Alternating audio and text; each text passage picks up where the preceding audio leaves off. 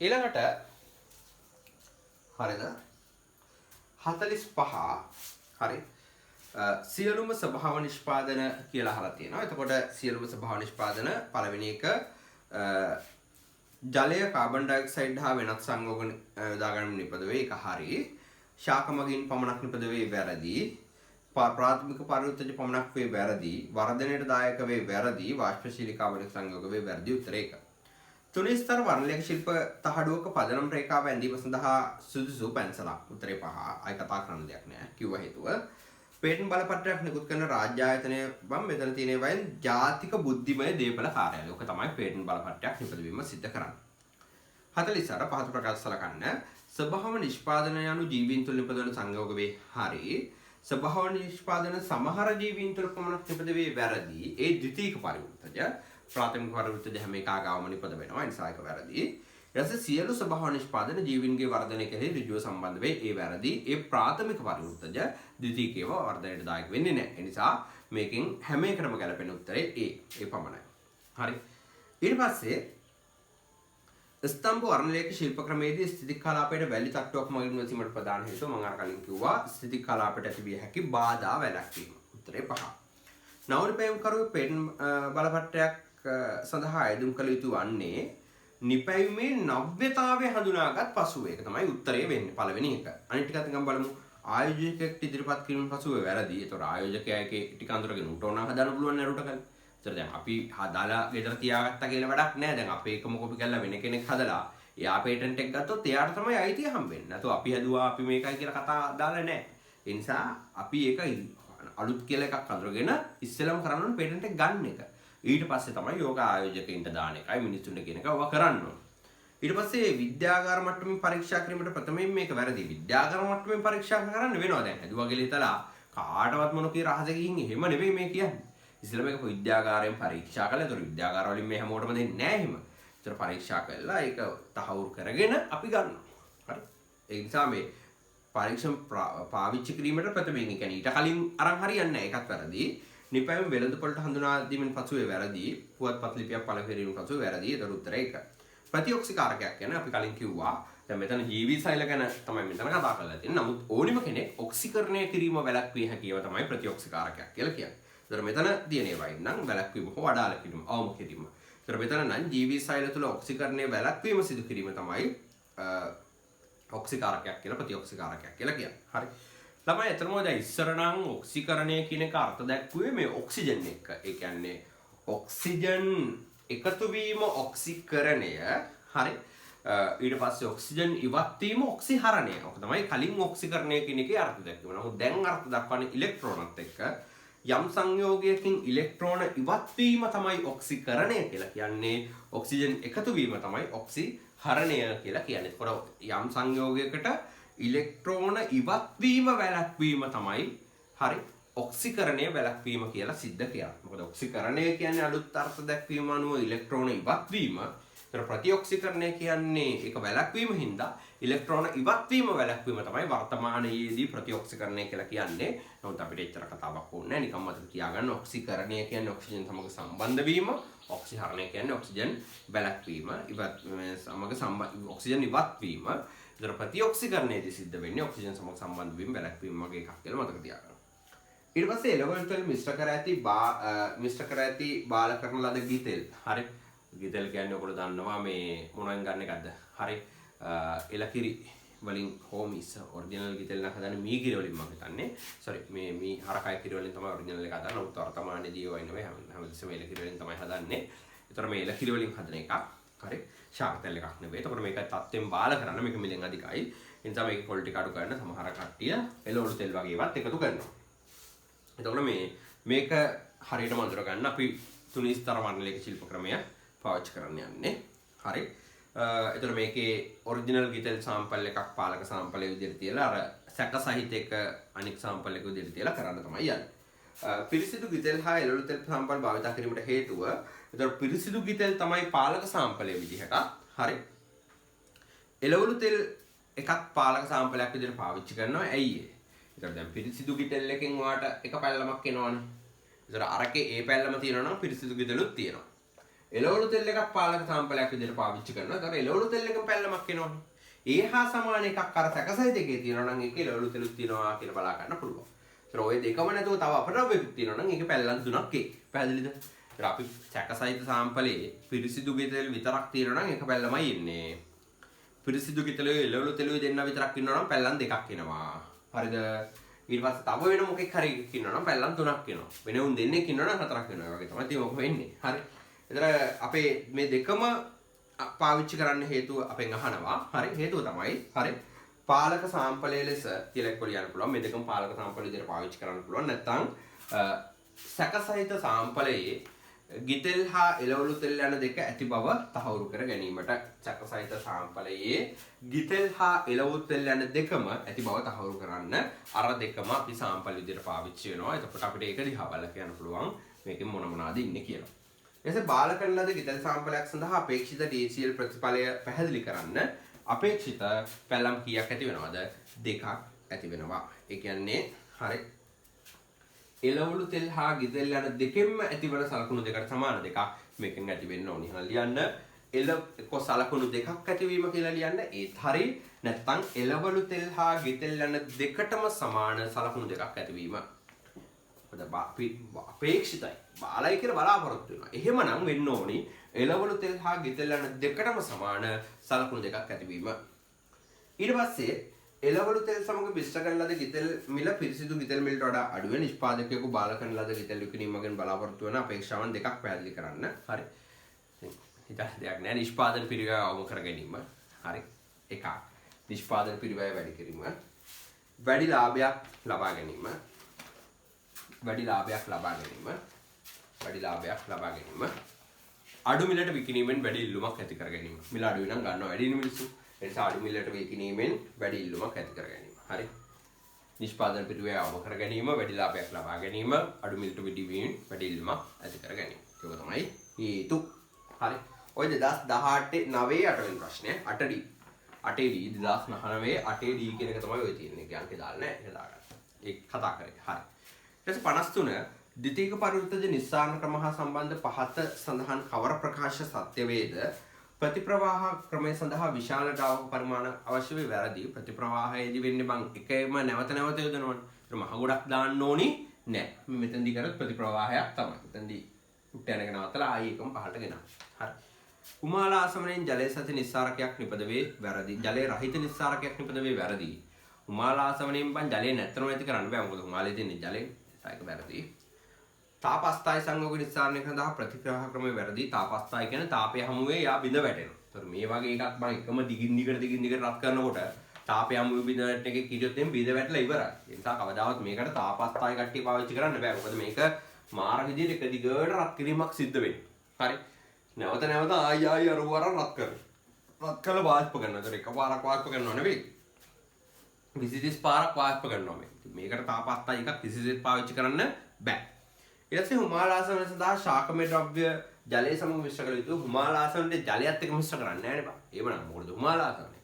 දැන් හුමාලාසනයේදී කරන්නේ ශාක ද්‍රව්‍යයට හුමාලය ඇවිල්ලා ගැටෙන්න සලස්වලා යන්නේ. ඒ නිසා ඒකට ජලය සමග මිශ්‍ර කිරීමක් කරන්නේ නැහැ.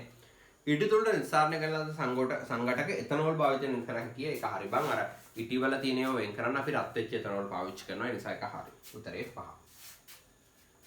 සගන්ධ තෙල් හා සම්බන්ධ පහත ප්‍රකාශ සලකන්න. ජලය අද්‍රාව්‍ය වේ. හරි. වාෂ්පශීලී කාබනික සංයෝග වේ. ආවනික වර්ණයක් ඇත. වැරදි. සගන්ධ තෙල් අර්ථ දක්වන්නේම ජලයේ අද්‍රාව්‍ය වාෂ්පශීලී කාබනික සංයෝග විදිහට තමයි සගන්ධ තෙල් අර්ථ දක්වන්නේ. ජලයේ අද්‍රාව්‍ය වාෂ්පශීලී කාබනික සංයෝග විදිහට තමයි සගන්ධ තෙල් අර්ථ දක්වන්නේ. ත්‍රෝය දෙක කොහොමත් හරි. ආවේනික වර්ණයක් තියෙනවා කියන ළමයි හැම එකකට මොකක් හරි විශේෂ වර්ණයක් තියෙන්න ඕනේ කියලා. එහෙම වෙන්නේ නැහැ. හරි. සමහරුන් අවර්ණුන් ඉන්නවා, පාට තියෙනුන් ඉන්නවා. අවර්ණුන් ඉන්නවා. ඒ නිසා හැම එකකටම ආවේනික වර්ණයක් තියෙනවා කියන කතාව පිළිගන්න බෑ. හරි. එහෙනම් උත්තරේ A හා B වගේ උත්තරේ 3. හරි.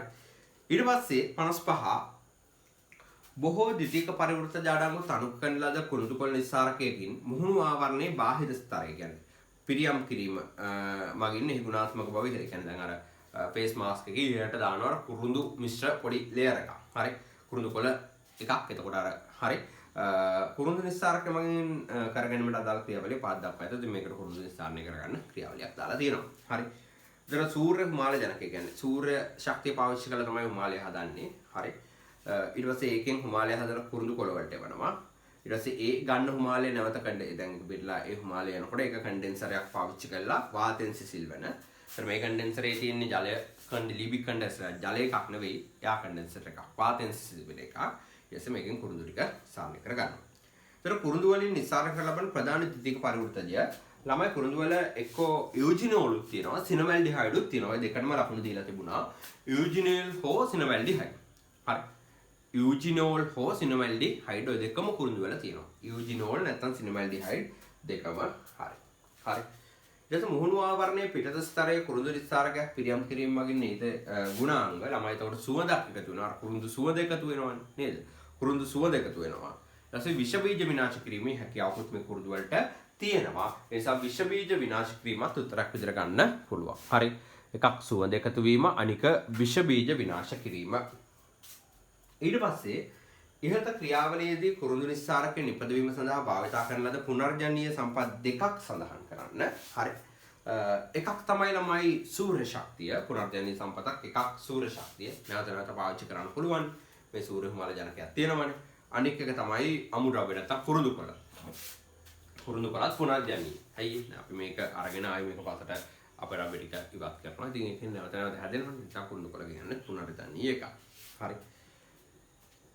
ඊට නිස්සාර ක්‍රියාවලිය සඳහා සූර්ය හිමාල ජනකයන් භාවිත කිරීමේදී පාරිසරික වාසියක් හා ආර්ථික වාසියක්. ආර්ථික වාසිය තමයි මොකද්ද?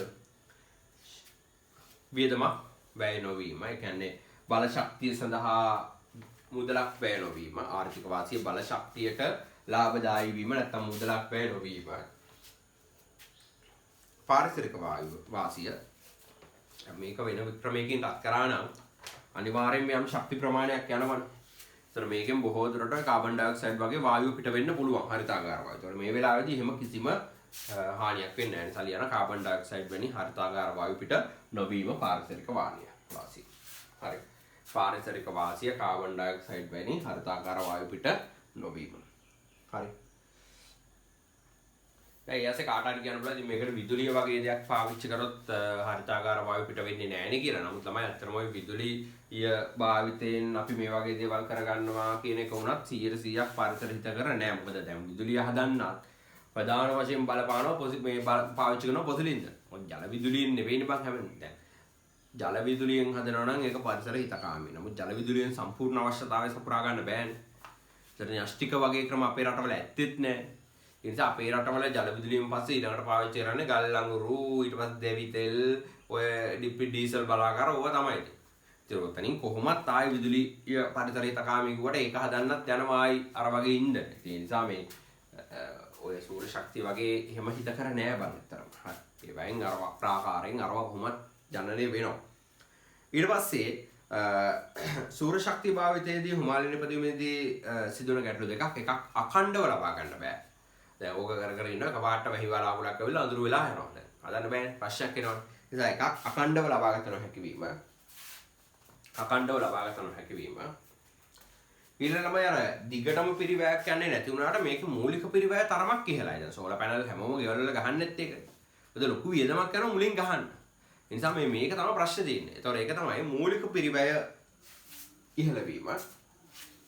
මූලික පිරිවැය ඉහළ වීම. හරි. මූලික පිරිවැය ඉහළ වීම. එතෙ ගබඩා කළ නොහැකි වීම. දැන් අපිට ශක්තිය වල ගබඩා කරගන්න බෑ. වලේ හදන ටිකෙන් වලේ මොකක් හරි කරගත්තොත් තමයි. එතකොට පස්සේ රැයට මේ වැඩේ කරන්නේ. එහෙම ගබඩා කරන්න බෑ. ඒක තමයි ගැටලු. ගබඩා කළ නොහැකි වීම. හරි. ඊට පස්සේ හිමාල ජනකයේ වෙත සූර්ය විකිරණය යොමු කරන ලද පරාවලයක පුෂ්ඨ වර්ගඵලය වර්ගමීටර 3යි පොඩි ගණන්. හරි. හදන්න පුළුවන්. වර්ගඵලය වර්ගමීටර 3යි. හරි. ජනකයේ වෙත සැපෙන ශක්තිය E කියන්නේ 1 කිලෝ ජූල්. ඔතන m වර්ග නෙවෙයි m ඍණ 2 වෙන්න ඕනි තප්පරයට. මොකද්ද? m ඍණ 2 තප්පරයට. ඒ කියන්නේ වර්ග මීටරයකින් තප්පරයට කිලෝජූල් එකක් දෙනවා. වර්ග මීටර එකක වර්ගඵලයකින් තප්පරයට කිලෝජූල් එකක් දෙනවා. අපෙන් අහනවා පැයකදී හරි කාලය පැය එකක්. කියන්නේ තප්පර 3600ක්. තප්පර 3600කදී කොච්චර ශක්තියක් නිපදවනවද කියලා. හරි. හරි ලේසි ළමයි. හරි. මේක අතරම ක්ෂමතාවයක් වගේ ඊම කියලා ගන්න බෑ කම නැහැ කියලා ගන්නකො හරි. එතකොට පැයකදී 1h කදී ශක්තිය හරි කිලෝජූල් එකක් දෙනවා. හරි. කිලෝජූල් එකක් දෙනවා වර්ග මීටරයකදී තප්පරයකට. මෙතන වර්ග මීටර 3ක් තියෙනවා. හරි. කාලය තප්පර 3600. 3600. ඒ වගේ ගුණිතය තමයි අපිට ඕන. හරි. 1 කිලෝජූල් එකක් දෙන්නේ වර්ග මීටරයට. එනවා වර්ග මීටර 3කට කොච්චරද? තප්පරයකට එන තප්පර 3600කට කොච්චරද? මේ s ඍණ එකට මේක කැපෙනවා මේ. මේ m වර්ගයට m ඍණ දෙක කැපෙනවා. එතකොට අන්තිමට වැඩි ගුණ වෙලා උත්තරයක් එනවා. උත්තරේ කීයද? 10800යි කිලෝජූල් කියලා උත්තරයක් එනවා. 10800යි කිලෝජූල්. හරි. ඊළඟට හිමාලය නිෂ්පාදනය ආරම්භීමෙන් පසු ඉහත ශීඝ්‍රතාවයෙන් ශක්තිය ලබා ගනිමින් හිමාලය ග්‍රෑම් එකක් නිෂ්පාදනය කිරීමට ගතවන කාලය ගණනය කරන්න. එතකොට මේ ශීඝ්‍රතාවයෙන් ශක්තිය පාවිච්චි කළා. හරි. හිමාලය ග්‍රෑම් එකක් හදාගන්න කොච්චර කාලයක් යනවද කියලා අපෙන් අහලා තියෙනවා. හරි. එතකොට හිමාලයේ විශිෂ්ට උෂ්ණතාවය කියන්නේ හිමාලය හදන්න 2.26යි මෙගා ජූල් කිලෝග්‍රෑමයට කියලා කතාව කියලා තියෙනවා. හරි. එතකොට ළමයි මෙතෙන්දී හරි මෙගා ජූල් තියෙන්නේ නේ.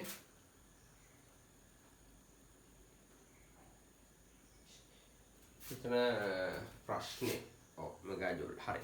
එතකොට හරි දැන් අපෙන් අහනවානේ මෙතන මේ කොහොමද මේ අපෙන් අහන්නේ ග්‍රෑම් එකක් හදාගන්න හරි මේ තියෙන කිලෝග්‍රෑමයට. හරි බලමු එහෙනම් මම මෙතන හදන්නම් 5 6 7 හරි. හරි. එතකොට මේකේ ගුප්තතාපය L කියන්නේ හරි 2.26යි මෙගා ජූල් කිලෝග්‍රෑමයට. හරි මෙගා ජූල් කිලෝග්‍රෑමයට. මේක පේනවනේ ධාරණය උන්ට. පේන්නේ නැහනේ. හරි. පොඩක් ඉන්න. මම බෝඩ් එක මොකක්ද මෙතන දාන්න. බෝඩ් එක ફોකස් වෙන්නේ නැහැ හරියට. පොඩක් ඉන්න.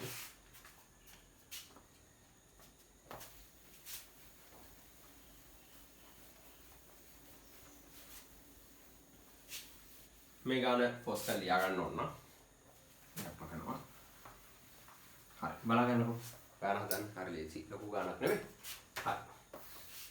දැන් මේකේ හිමාලයේ ගුප්තතාපය තියෙනවා 2.26යි මෙගා ජූල් කිලෝග්‍රෑමයට. දැන් අපිට ඕනි 1 ග්‍රෑම් එකකටනේ. 1 ග්‍රෑම් එකකටනේ. එහෙනම් මම බලනවා ග්‍රෑම් එකකට කොච්චරක් ඕනේද කියලා. හරි. ඒතර මේක 2.26යි. හරි. ළමයි මෙගා කියන්නේ 10.6. ඒතර 10.6යි ජූල් කිලෝග්‍රෑමයට. හරි. දැන් මම බලනවා ග්‍රෑමයට කොච්චරක් ඕනේද කියලා. හරි. 2.26 වතාවක් 10.6 කිලෝග්‍රෑමයට මෙච්චරක් නම් ග්‍රෑමයට බෙදන්න 10න් බෙදනවා. 10න් බෙදනවා. හරි. කිලෝග්‍රෑමයට ගාන ග්‍රෑමයට කරගන්න 10න් බෙදනවා. හරි. එතකොට මේක ජූල් ග්‍රෑමයට වෙනවා. හරි. මෙතන 10 තුනක් වෙනවා. උත්තර එනවා. හරි. 2020 නෝනේ. 2260යි ජූල් ග්‍රෑමයට. හරි. එතකොට ග්‍රෑමයට ජූල් 2260ක් ඕන. ග්‍රෑමයට ජූල් 2260ක් ඕන. හරි. එතකොට හරි ග්‍රෑමයට ජූල් 2260ක් ඕන. එතන මේකේ හැදෙන ශීඝ්‍රතාවය කීයද? තප්පරයට කිලෝජූල් වර්ග මීටරයට දැන් ශීඝ්‍රතාවය බලමු. ශීඝ්‍රතාවය හරි මම විස්තර අද හදන්නේ. හරි.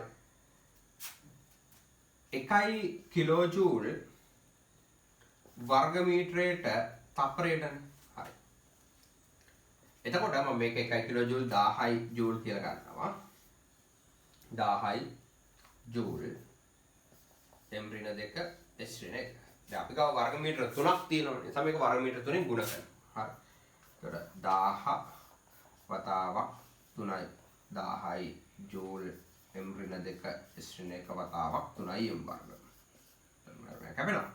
උත්තරේ එනවා 3000යි ජූල් තප්පරයට. එතකොට මේ අපේ ගාව තියෙන උපකරණයෙන් තප්පරයට ජූල් 3000ක් හැදෙනවා. හරි.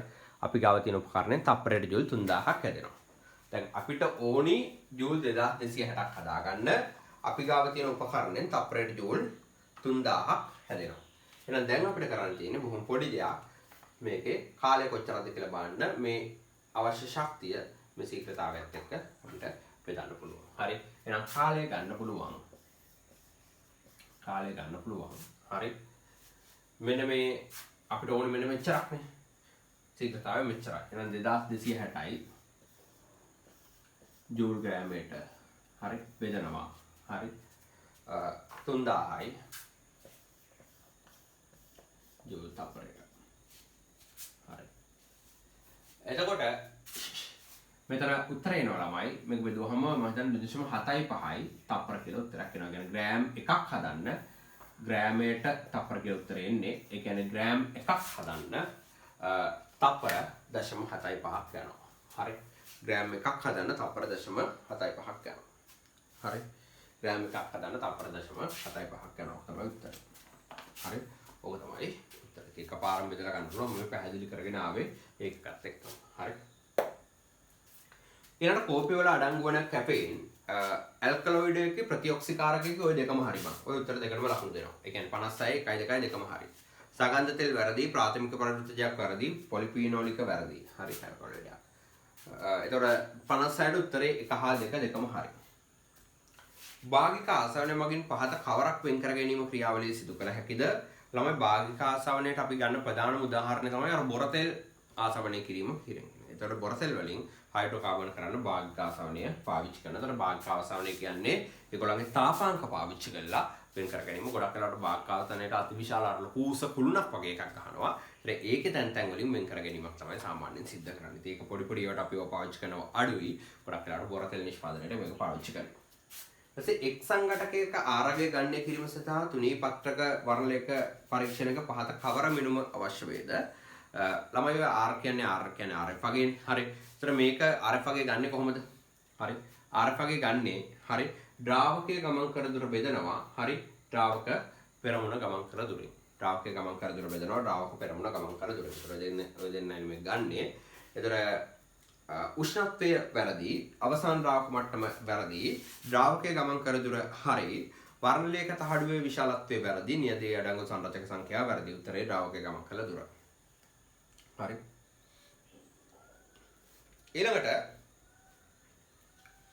ඇමයිනෝ අම්ල නිස්සාරකයක සංශුද්ධතාවය නිර්ණය කිරීම සඳහා තුනී ස්තර වර්ණලේඛ පරීක්ෂණයක් සිදු කරන ලදී. හරි. එතකොට මෙම පරීක්ෂණයේදී ද්‍රාවකය ගමන් කළ දුර සෙන්ටිමීටර් 8ක් වූ අතර හරි ඇමයිනෝ අම්ලය ගමන් කළ දුර සෙන්ටිමීටර් 5. හරි. ද්‍රාවකයේ නේ ද්‍රාවක පෙරමුණ ගමන් කළ දුර වෙන්න ඕන. ද්‍රාවක පෙරමුණ කියන්නේ අර හරි ද්‍රාවකයේ කිව්වත් අවුලක් නැහැ. හරි. ද්‍රාවකයේ කිව්වත් අවුලක් නැහැ. එතකොට කියන්නේ දැන් මෙහෙම දෙයක් වෙලා තියෙනවා. හරි. දැන් මේ වගේ තුනී ස්තර වර්ණලේඛ ශිල්ප ක්‍රමයේ තියෙනවනේ. තඩුව තියෙනවනේ. හරි. ඒතර මේක තමයි පදනම් රේඛාව. මෙතනින් තමයි වැඩේ පටන් ගන්නෙ. හරි. එතකොට මේ පදනම් රේඛාව මෙතන තමයි අර සමාන ඉන්නේ. එතකොට සාම්පල් එක මෙයා ගිහිල්ලා තිනවා සෙන්ටිමීටර 5. හරි. මේ දුර සෙන්ටිමීටර 5යි. මෙයා දිය වෙලා ගිය මේ ද්‍රාවක පෙරමුණ කියන තිනවා සෙන්ටිමීටර 8ක්. ඔක තමයි ද්‍රාවකයේ ගමන් කළ දුර සෙන්ටිමීටර 8යි කියලා කියන්නේ. එතන සාම්පල් එක ගමන් කරලා තියෙනවා නැත්නම් මයිනෝම්ල සාම්පල් එක ගමන් කරලා තියෙනවා සෙන්ටිමීටර 5ක්. අරගෙන තියෙනවා සෙන්ටිමීටර 8ක්. හරි. එතකොට මෙතන තියෙනවා මේ හරි මෙම් පරීක්ෂණය සඳහා භාවිත කළ තුනී ස්තර වර්ණලේඛ තහඩුව ඇඳ මෙන්න ඇඳා. හරි. සියලු තොරතුරුෙහි සලකුණු කරන්න. එතකොට පදනම් රේඛාව කියලා ඔයගොල්ලෝ අඳින්න ඕනේ, මාක් කරන්න ඕනේ. ඊට පස්සේ මේ තියෙන්නේ ද්‍රාවක පෙරමුණ. හරි. ඊට පස්සේ ඇමයිනෝ අම්ලය මේ තියෙන්නේ. තියෙන ඇමයිනෝ අම්ලය. හරි. ඒ ඔය ටික තමයි මාක් කරන්න තියෙන්නේ. ඊට පස්සේ RF වගේ ගන්න කරන්න අරගෙන වේ RF වගේ. ළමයි RF වගේ ගන්නේ කොහොමද? හරි RF වගේ ගන්නේ මේ සාම්පල් එකේ අපිට ඕන එක ගමන් කරපු දුර බෙදනවා ද්‍රාවක පෙරමුණ ගමන් කරපු දුරින්. එතන මෙයා 5 cm ද්‍රාවක පෙරමුණ 8 cm 5 බෙදීම 8 උත්තර එනවා කීයද? 0.625. මේක තමයි RF වගේ. ඊට පස්සේ අමයිනෝ අම්ල නිස්සාරකයේ අමයිනෝ අම්ල එකකට වඩා අඩංගු වේ නම් TCL පරීක්ෂණයෙන් හැකි නිරීක්ෂණ විස්තර කරන්න. හරි. ළමයි එකකට වඩා අඩංගු නම් ඇත්තටම ඉන්නේ මෙහෙම එකක් නෙවෙයි. මොකද මෙතන එක මාක් එකයි මම දැන් මේ තව මේකේ සලකුණු කීපයක් එන්න පුළුවන් මේ වගේ නේද? මේ වගේ මෙහෙම එන්න පුළුවන්. ඉතින් මේකේ කඳින්න එපා. හරි. මොකද කලින් මුලින් කියන උනේ කතාව කියලා දුන්නේ නෑනේ. හරි. දැන් අහනවා එකකට වඩා අඩංගු වෙනම් මොකද්ද කියලා උත්තර වෙන්න ඕනේ. නිරීක්ෂණය සලකුණු එකකට වඩා පැවතීම. සලකුණු එකකට වඩා පැවතීම. නිරීක්ෂණයේ සලකුණු එකකට වඩා පැවතීම. සලකුණු එකකට වඩා පැවතීම. ඊට පස්සේ සගන්ධ තෙල් අණු කියලා පොයින්ට් එකක් තියලා දෙනවා. සගන්ධ තෙල් අර්ථ දක්වන්නේ මම කලිනුත් කිව්ව මොකද්ද? ජලයේ අද්‍රව්‍ය නේද? වාෂ්පශීලී ජලයේ අද්‍රව්‍ය. හරි. කාබනික සංයෝග විදිහට අර්ථ දක්වන්නේ. ඉතින් සගන්ධ තෙලින්ද ශාක වලින් නිස්සාරණය කර ගැනීම කොහොමද සිද්ධ වෙනවා? එන උත්තරේ 4. ශාක වලින් නිස්සාර කර ගන්න ලබන ජලයේ අද්‍රව්‍ය වාෂ්පශීලී කාබනික සංයෝග වේ. ඒක තමයි උත්තරේ බවට පත් වෙන්නේ සගන්ධ තෙල් වලට අදාළව. හරි. ඊට පස්සේ 61 වැදගත් ඖෂධීය ගුණ ඇති දියරමය ශාකසාරයක් නිපදවීමට සිසුන් කණ්ඩායමක් සැලසුම් කරති. මෙම සාරය තේ සමග මිශ්‍ර කිරීමෙන් තේ කෝප්පයකට අමතර ගුණාංග එකතු කළ හැකිය. මෙම ශාකසාර නිෂ්පාදනය සඳහා තෝරාගත් ශාක කිහිපයක් ඇති ස්වභාව නිෂ්පාදන නිස්සාරණය කර සාන්ද්‍ර කරගන්න ලැබීම සිදු කරයි. එතකොට ශාක කිහිපයක තියෙන ස්වභාව නිෂ්පාදන අරගෙන ඒවා නිස්සාරණය කළා සාන්ද්‍ර කර ගැනීමක් සිදු කරනවා මේ වැඩේ. මුලින්ම අහනවා තේවල අඩංගු උත්තේජක ඖෂධයක් ලෙස සැලකිය හැකි ප්‍රධාන සංයෝගය කවුද? කැපෙන්. ළමයි රෙඩ් බුල් වගේ ඒවායි තියෙන ප්‍රධාන සංයෝග කවුද? කැපෙන්. මේ කැපෙන් වලට පුළුවන් අපේ නිදිමත පාලනය කරලා අපේ ශරීරය උත්තේජනය කරලා මහන්සිය නැති කරලා දාන්න. ඒ නිසා තේවලක් තියෙන ඕක කෝපිලක් ප්‍රධාන වශයෙන් තියෙනවා නේද? ඉතින් කැපෙන් තමයි ඔය සංයෝගය. ස්වභාව නිෂ්පාදනයක් කියන්නේ මොකක්ද කියලා අපෙන් අහලා තියෙනවා. හරි. ළමයි උතන මේ අතරම ඔය ගොඩක් කට්ටිය අතර පොඩි පොයින්ට් එකක් දෙනවා මේ ස්වභාව නිෂ්පාදනයි ස්වභාවික නිෂ්පාදනයි කියලා දෙකක් තියෙනවා. හරි. එතකොට ස්වභාව නිෂ්පාදන කියලා කියන්නේ හරි ජීවියෙකු විසින් නිපදවන රසායනික සංඝටකයක් හෝ සංයෝගයක් ස්වභාව නිෂ්පාදනයක් කියලා අපි අර්ථ දක්වනවා. ජීවියෙකු විසින් නිපදවන. ඒතර ජීවීන් කොහොම ශාක සතුන් ඔක්කොමයි තියෙන්නේ ශුද්ධ ජීවීන්. ජීවියෙකු විසින් නිපදවන රසායනික සංයෝගයක් හෝ සංඝටකයක් අපි හඳුන්වනවා මොකක් කියලාද? ස්වභාව නිෂ්පාදනයක් කියලා. හරි ස්වභාව නිෂ්පාදනයක් කියලා. එතකොට ස්වභාවික ක්‍රියාවලියකින් නිපද වෙන රසායනික සංයෝගයක් හෝ සංඝටකයක් ස්වභාවික නිෂ්පාදනයක් කියලා හඳුන්වනවා. දැන් කාට හරි හිතන්න පුළුවන් මොකක්ද යකෝ මේ ස්වභාවික ක්‍රියාවලිය කියලා කියන්නේ. දැන් උදාහරණයක් විදිහට ඕසෝන් නිපද වීම වගේ ස්වභාවික ක්‍රියාවලිය තියෙනවනේ. හරි අපි ඒක කතා කරමු. ඒවා ස්වභාවික ක්‍රියාවලිය. ස්වභාව නිෂ්පාදනයක් කියලා කියන්නේ ජීවියෙකු විසින් නිපද වෙන ඒවා. එතකොට දැන් ඕසෝන් කියලා කවුරු ජීවියෙක් හදන්නේ නැහැ. උඩට ශාක එකක් සතු එහෙම හදන්නේ නැහැ. අර ඕසෝන් වියනේ තියෙන ක්‍රියාකාරීත්වයත් එක්ක ආදිශක්ති පාරජම්මුල කිරණ තියෙන වෙලාවට ඔක්සිජන් ඕසෝන් බවට පත් වෙනවා. ඕසෝන් ඔක්සිජන් බවට පත් වෙනවා. ඒක ස්වභාවික ක්‍රියාවලියක්.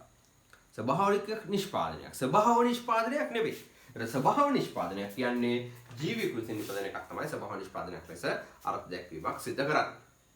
ඊළඟට එනිසා මම මේක අර අමතරව කිව්වේ ස්වභාවික කතාව. ඒක මෙතෙන්ට අහලා නැහැ. මෙතන අහලා තියෙන ස්වභාව විතරයි. ඒතර ලියන්න ඕනේ ස්වභාව නිෂ්පාදනයක් කියන්නේ ජීවියෙකු විසින් නිපදවන රසායනික සංඝටකයක් හෝ සංයෝගයක් හෝ සංඝටකයක්. ශාක ද්‍රව්‍ය වලින් ස්වභාව නිෂ්පාදන නිස්සාරණය සඳහා ආසවන ක්‍රමයක් භාවිත කිරීමට සිසු පිරිස ප්‍රධාන ආසවන ක්‍රම තුන මොනවාද? සරල ආසවනය, හුමාල ආසවනය, භාගික ආසවනය. ආසවන ක්‍රම තුන සරල, හුමාල, භාගික. ඊට පස්සේ ශාක ද්‍රව්‍ය වලින් ස්වභාව නිෂ්පාදන නිස්සාරණය කර මෙම ශාකසාර නිපදවීම සඳහා ඔබ ඉහත සඳහන් කළ ආසන ක්‍රම තුنين වඩාත් සුදුසු මොකක්ද? තේරුම සඳහා හේතුව සපයන්න. තමයි ඔය තුනෙන් හොඳ මේක හුමාල ආසන. එකක් තමයි හරි. ඒකේ ඍජුව අපි අදාළ කෙනාට උණුසුම දෙන්නේ නැහැනේ. දැන් සරල ආසවෙන්නේදී දාලා රත් කරනවා. හුමාලේකේ එහෙම නැහැ. ඍජුව දෙන්නේ නැහැ. හුමාලෙන් තමයි රත් කරන්නේ. ඒතර එකක් ඒකාකාරව රත් වීමක් සිද්ධ වෙනවා. හරි. ඊළඟට මේකෙන් ජලයේ අද්‍රව්‍ය ඕන දෙයක් වෙන් කරගන්න පුළුවන්. මොකද සරල එකද ජලය දිය වෙන්න ඕනේ උමාලයකට එහෙම ඕනේ නැහැ. හරි. ඉතින් ජලයේ අද්‍රාව්‍ය ඕන එකක් නිස්සාරණය කරගන්න පුළුවන්. ඒක එකක්. හරි. ඉතින් ඊට පස්සේ ඊට අමතරව මේ අර විදිහට ඍජුව රත් කිරීමක් සිදු නොවන හින්දා හරි අර මොන හරි තියෙන විනාශ වෙන පෝෂක කොටස් අනම්මනම් තියෙනවා නම් ඒක සිදු නොවී තියෙන්න පුළුවන්. ඉතින් ඔය වගේම තමයි. හරි. ලියන්න එහෙනම් හේතු දෙකක්. පළවෙනි එක හරි. ඍජුව උණුසුම වෙනුවට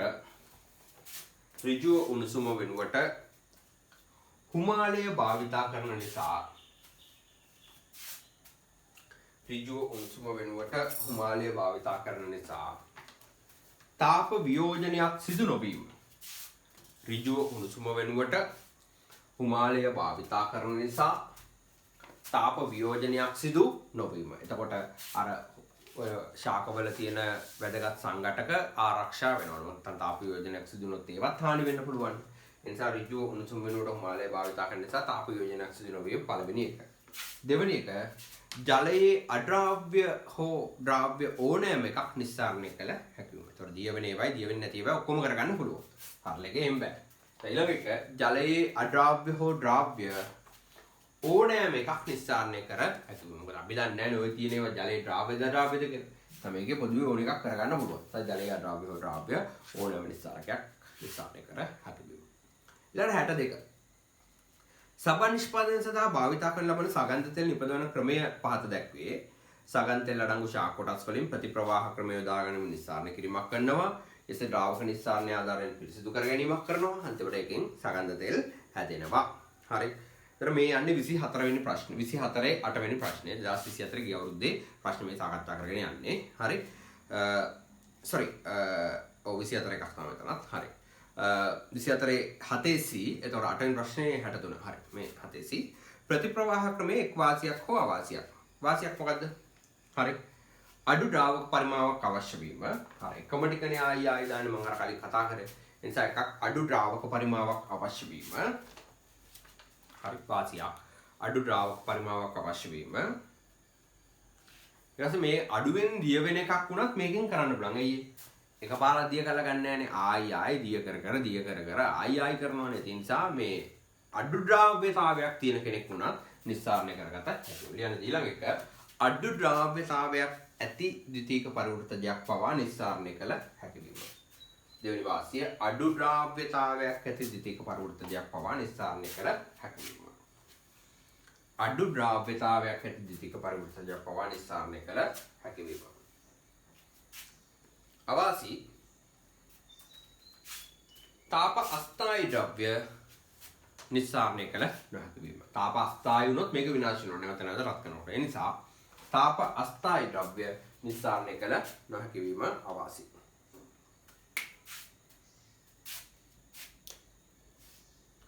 තාප අස්ථායි ද්‍රව්‍ය නිස්සාරණය කළ නොහැකි වීම. හරි. ඊට පස්සේ ද්‍රාවක නිස්සාරණය සඳහා කාබනික ද්‍රාවකයක් තෝරා ගැනීමේදී සැලකිලිමත් යුතු කරුණු. හරි. ඉහළ ද්‍රාව්‍යතාවය වැඩිපුර දිය වෙන්න ඕනේ නැත්නම් වැඩක් කරගන්න බෑනේ. ඉහළ ද්‍රාව්‍යතාවය එකක්. ඊට පස්සේ ද්‍රාවකය හා නිස්සාරකය ප්‍රතික්‍රියා නොකිරීම. දිය කරන්න හදන එක ප්‍රතික්‍රියා කරොත් කියලා වෙනවා. ඒ නිසා ද්‍රාවකය හා නිස්සාරකය ප්‍රතික්‍රියා නොකිරීම. ඉහළ ද්‍රාව්‍යතාවය ඊට පස්සේ ද්‍රාවකය හා නිස්සාරණය ප්‍රතික්‍රියා නොකිරීම දෙවෙනි පොයින්ට් එක. ඊළඟට අනෙක් ද්‍රාවකයේ සමග මිශ්‍ර නොවීම. අනෙක් එකක් මිශ්‍ර වෙලා බෑ. අනෙක් ද්‍රාවකයේ සමග මිශ්‍ර නොවීම තුන්වෙනි පොයින්ට් එක. අනෙක් ද්‍රාවකයේ සමග මිශ්‍ර නොවීම. ඊට පස්සේ පරිසරයට සිදුවෙන බලපෑම අවම වීම. මොකද මේවා අන්තිමට පරිසරයට එකතු වීමක් වෙන්න පුළුවන්. ඒ නිසා පරිසරයට සිද්ධ වෙන බලපෑම අවම වෙන්න ඕනි. අඩු පිරිවැය වියදම අඩු වෙන්නත් ඕනේ. නැත්නම් ඔය නිකන් ඔය අපත යන්නේ වට බං මහා වියදමක් තියෙනවා දාන්න බෑනේ. ඉතින් ඔය වියදම අඩු වීම තමයි හේතුව. හරි. ඊට පස්සේ 63 නව නිපැයුම් කරුවෙකු විසින් බැඳුම්කාරකයක් ලෙස ක්‍රියා කළ හැකි. හරි. ද්විතීක පරිවෘතජයක් සංයෝගයක් W සහිත තීන්ත නිපදවන ලදී. දැන් මේ 63 වෙනි ගාන තමයි 2024 8 වෙනි ප්‍රශ්නේ. ඒක අංක වැටලා එකකින් දාගන්න. හරි. W සංයෝගය නිස්සාරණයේදී ලබාගත් අමු නිස්සාරක නියඳියක් සහ පිරිසිදු නිස්සාරක නියඳියක් කඩදාසි වර්ණලේඛ ශිල්ප ක්‍රමය පාවිච්චි කරලා පාවිතා ගන්නවා. ප්‍රතිඵල ලෙස A හා B කඩදාසි වර්ණලේඛ පත්‍ර දෙකක් ලියනවා. ප්‍රතිඵල විදිහට හම්බුනේ A එකයි B එකයි. හරි. ස්වභාව නිෂ්පාදනය කරන කුමක්ද කියලා අහලා තියෙනවා. ඉතින් ලියන්න. ශාක සතුන් ජීවීන් විසින් ජලය කාබන් ඩයොක්සයිඩ් නයිට්‍රජන් ෆොස්ෆරස් හා හිරු එළිය භාවිතා කරමින් නිපදවන ලද සංයෝග. හරි. ශාක සතුන් ජීවීන් විසින් ජලය කාබන් ඩයොක්සයිඩ් නයිට්‍රජන් ෆොස්ෆරස් හා හිරු එළිය ආරම්භක ද්‍රව්‍ය ලෙස භාවිතා කරමින් නිපදවන සංයෝග. ශාක සතුන් ජීවීන් විසින් ජලය කාබන් ඩයොක්සයිඩ් නයිට්‍රජන් ෆොස්ෆරස් හිරු එළිය ආරම්භක ද්‍රව්‍ය ලෙස භාවිතා කරමින් නිපදවන සංයෝග. බැඳුම්කාරකයක ප්‍රධාන කෘත්‍යය දැන් මේක තින්ත එකක්නේ. ඒත් බැඳුම්කාරකයකින් කරන්නේ මොකද්ද? වර්ණ කංචු එකිනෙක බැඳ තබා ගැනීම. තින්ත එකක් නම් වර්ණ කංචු එකිනෙක බැඳ තබා ගැනීම. එක තින්ත නිෂ්පාදනයේදී අපි කතා කරලා තියෙනවා. බැඳුම්කාරකයකින් වෙන්නේ වර්ණ කංචු එකිනෙක සවිවීම බැඳ තබා ගැනීම. A හා B කඩදාසිය තුළින් අමු නිස්සාරක නියඳියට අයිතිවන්නේ කුමක්ද කියලා. අමු නිස්සාරකය කියන්නේ අර අපද්‍රව්‍ය තියෙන එක, සංශුද්ධ නෙවෙයි අපද්‍රව්‍ය තියෙන එක. මෙතන ගොඩක් සලකුණු හිටලා තියෙන්නේ A වල, B වල එකයි තියෙන්නේ. ඒ කියන්නේ B තමයි සංශුද්ධ එක, ඒ තමයි අමු නිස්සාරකය. ඒ නිසා අමු නිස්සාරකයට රණ්ඩු එක A. ඊළඟට W වල හරි W වල RF වගේ ගණනය කරන්න කියලා තියෙනවා. ළමයි එතකොට W වල RF වගේ ගණනය කරන්නේ හරි දැන් ඔයගොල්ලන්ට බලා ගන්න පුළුවන්. දැන් මේ දෙකක් තියෙනවනේ. A හා B කියලා. මේ විදිහට අටුවලා දීලා තියෙනවා. එතකොට B වල තමයි අර සංසුද්ධ එකේ තමයි ඇත්ත W තියෙන්නේ. එතකොට වර වෙනවා මෙන්න මේ වගේ එක පැල්ලමක් තියෙනවා. ඊට පස්සේ මේ පදනම් රේඛාව ගහලා තියෙනවා මෙතන. මෙතන අඩිරුල තියෙන්නේ සෙන්ටිමීටර් 2. මේක සෙන්ටිමීටර් 2. මෙතන තියෙන සෙන්ටිමීටර් 5. සෙන්ටිමීටර් 5. එහෙනම් මේ W ගමන් කළ දුර ගන්න පුළුවන් කොහමද?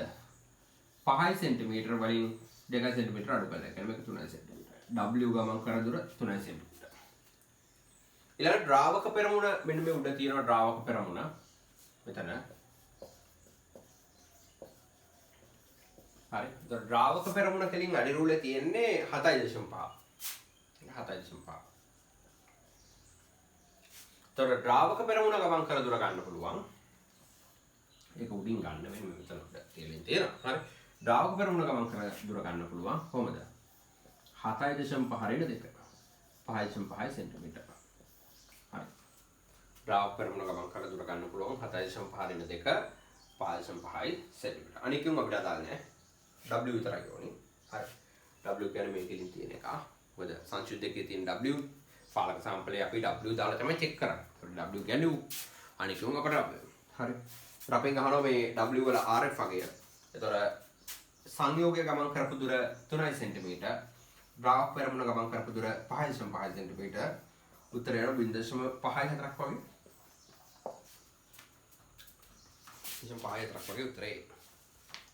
හරි. 5.54ක් වගේ උත්තරේ A. හරි.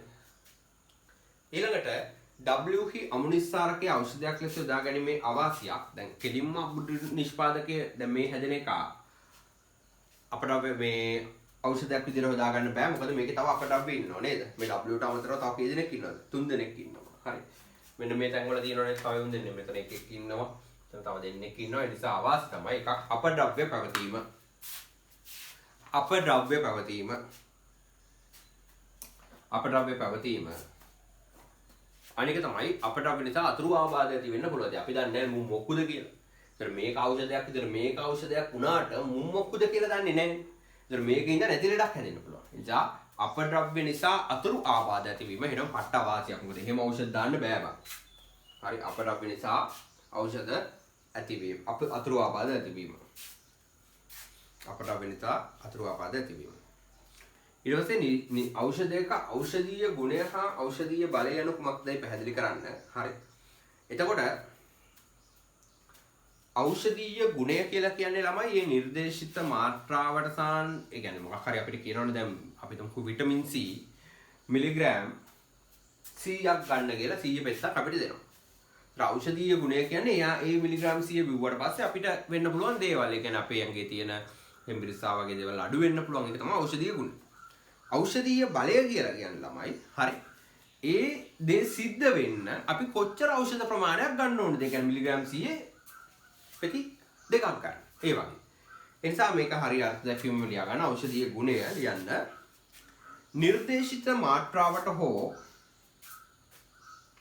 නිර්දේශිත මාත්‍රාවට හෝ සාන්ද්‍රණයට සාපේක්ෂව මේ ඖෂධීය ගුණය නිර්දේශිත මාත්‍රාවට හෝ සාන්ද්‍රණයට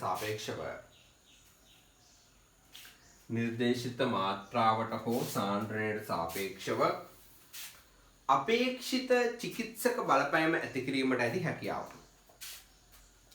නිර්දේශිත මාත්‍රාවට හෝ සාන්ද්‍රණයට සාපේක්ෂව අපේක්ෂිත චිකිත්සක බලපෑම ඇති කිරීමට ඇති හැකියාව තමයි ඖෂධීය ගුණය කියලා කියන්නේ. නිර්දේශිත මාත්‍රාවට හෝ සාන්ද්‍රණයට සාපේක්ෂව අපේක්ෂිත චිකිත්සක බලපෑම ඇති කිරීමට ඇති හැකියාව තමයි ඖෂධීය ගුණය කියලා කියන්නේ. ඖෂධීය බලය කියලා කියන්නේ එය ඇති කිරීමට යොදාගත යුතු අවශ්‍ය ඖෂධ ප්‍රමාණය. එය ඇති කිරීමට අවශ්‍ය ඖෂධ ප්‍රමාණය. ඒක ඇති කරන්න ඖෂධ කොච්චරක් ඕන? එය ඇති කිරීමට අවශ්‍ය ඖෂධ ප්‍රමාණය තමයි ඖෂධීය බලය කියලා කියන්නේ. අන්තිමට විශාල පරිමාණයෙන් තින්ත නිෂ්පාදනය සඳහා ශාක වලින් නිස්සාරණය කිරීම වෙනුවට W සංයෝගය සංශ්ලේෂණය කිරීමට අවශ්‍ය වන්නේ කියලා අහලා තියෙනවා. අපි කල්ලුත් හේතු කිව්වා. ඔය මහා පරිමාණයෙන් හදන්න ශාක ගත්තොත් එහෙම ශාකට කොහොමද වෙලා යන්න පුළුවන්. ඒ නිසා මේක රසායනිකව හදන්න ඕන. ලියන්න ශාකවන්ද වියා හැක. හරි ශාකවන්ද වියා හැක.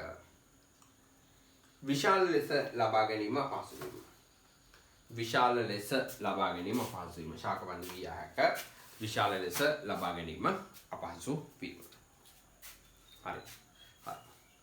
එහෙනම් 24 වෙනකන් ස්වභාව නිෂ්පාදන පාස්කු ටිකක් සාකච්ඡා කළා ඉවරයි.